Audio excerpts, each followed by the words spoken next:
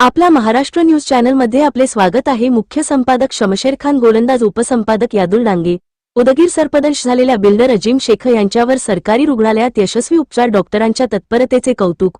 उदगीर शहरातील रोकडे हनुमान मंदिराच्या पाठीमागील परिसरात राहणारे बिल्डर अजीम शेख यांना नाग असल्याचा संशय असलेल्या सर्पाने दंश केल्याची घटना घडली।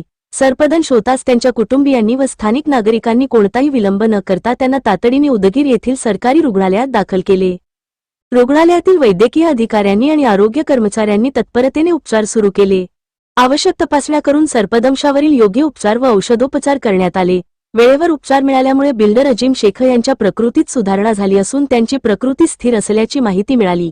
या प्रसंगी बिल्डर अजीम शेख आणि त्यांच्या कुटुंबियांनी सरकारी रुग्णालयातील डॉक्टर, परिचारिका तसेच आरोग्य कर्मचाऱ्यांनी दाखविलेल्या तत्परतेबद्दल कृतज्ञता व्यक्त केली। स्थानिक नागरिकांनीही सरकारी रुग्णालयातील वैद्यकीय सेवेचे आणि डॉक्टरांच्या कार्याचे कौतुक केले।